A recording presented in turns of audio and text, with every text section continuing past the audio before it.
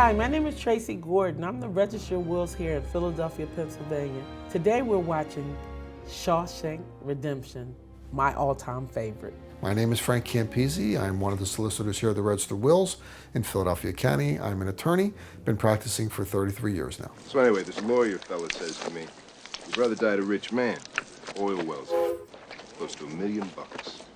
$1 million? Yeah.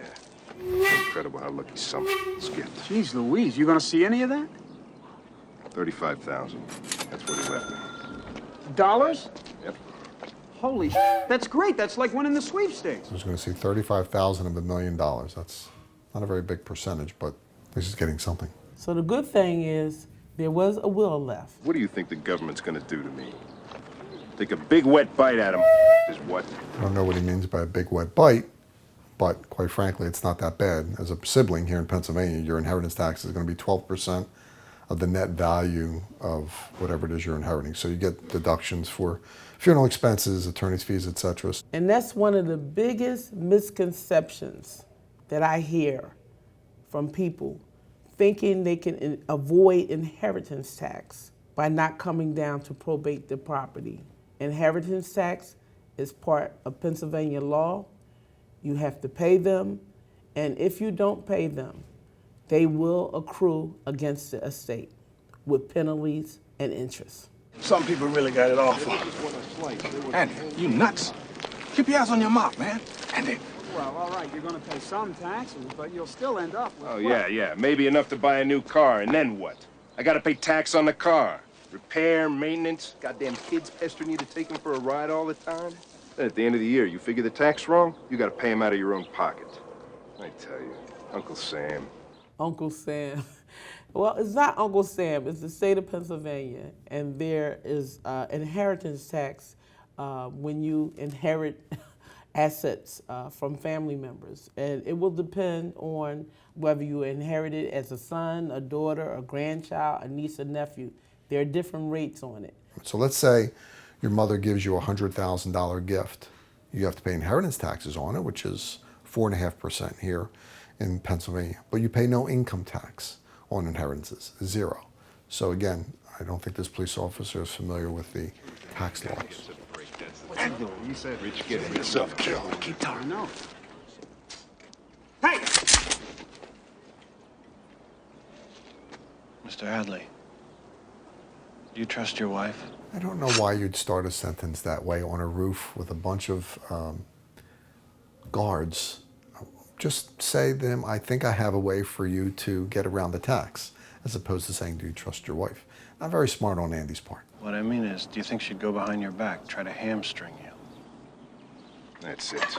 Step aside, Mert. That apparently made him more upset than the first comment. You don't push him off the roof. Because if you do trust her, there's no reason you can't keep that $35,000. So during the course of one calendar year, you can give $15,000 to anyone you want, and no one has to know about it. It doesn't have to be told, it doesn't have to be recorded or reported. So in a family of 4, let's say I've seen grandparents do this, give $15,000 to their son, $15,000 to the son's wife, $15,000 to grandchild A, grandchild B. That's $60,000 they can give them, completely tax-free. They can do it every year. What did you say? 35,000. 35,000? All of it. All of it? Every penny. You better start making sense. If you want to keep all that money, give it to your wife. The IRS allows a one-time only gift to your spouse for up to $60,000. Tax-free? Tax-free. IRS can't touch 1 cent. In this case, he was a brother, so he has to pay 12% in the state of Pennsylvania. If it was a spouse, then it would be tax-free. You're that smart banker what killed his wife, aren't you? Why should I believe a smart banker like you? So I can end up in here with you? It's perfectly legal. Go ask the IRS. I wouldn't recommend you go to a banker. Again, I recommend that you go to a state attorney to get the proper consultation. Actually, I feel stupid telling you this. I'm sure you would have investigated the matter yourself. I don't need no smart wife-killing banker to tell me where the... Of course not. But you do need someone to set up the tax-free gift for you, and it'll cost you. A lawyer, for example. Bunch of... Now that's just not nice. Calling lawyers names like that, that's just not nice. When it comes down to estate planning, taxes, inheriting assets, how to transfer assets, please do not rely on the smart cousin, the intelligent neighbor, or somebody that may have been in a similar situation, because all situations are not the same. They're different. You get the forms, I'll prepare them for you, nearly free of charge. I'd only ask 3 beers apiece for each of my co-workers. Co-workers. Your neighbor may charge you 3 beers, but in the long run, it's going to cost you a lot more. I think a man working outdoors feels more like a man if you can have a bottle of suds. It's only my opinion.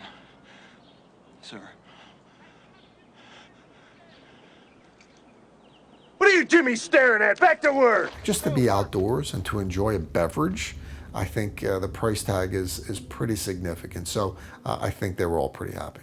Andy didn't drink, but from the looks of it, I'm sure his fellow prisoners was really happy about the 3 beers, and he got a lot of favors after that.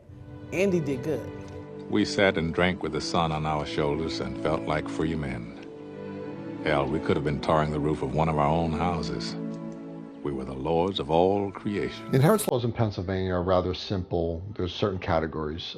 For example, a spouse does not pay inheritance tax in Pennsylvania. Children pay 4.5% of the net value of the estate. Siblings pay 12% of the net value of the estate. Everyone else pays 15% of the net value of the estate. If you have a will, the executor know exactly how to distribute the cash. When you don't leave the will, that's when the problems come in. Because say, for instance, you have $10,000 or more in the bank. Your estate will have to come and probate the estate to get the short certificate to present to the bank to withdraw the money. Put on Schedule E. That's exactly where it went. So cash is treated like everything else. Now, I've had individuals put money in safe deposit boxes. I once had to count over $200,000 in a safe deposit box.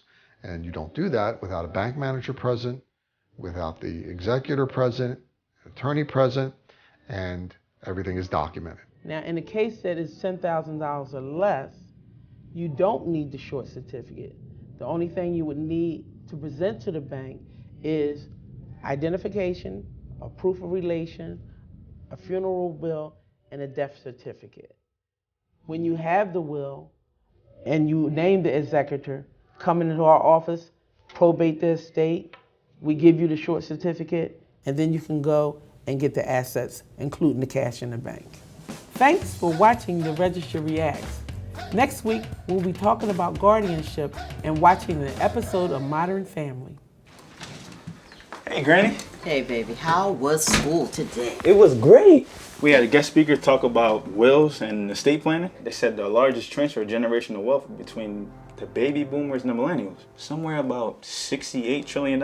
It's a lot of money. Right. So, how much am I getting? I could use a couple of $1 trillion. I bet you could. In all seriousness, though, do you have a will?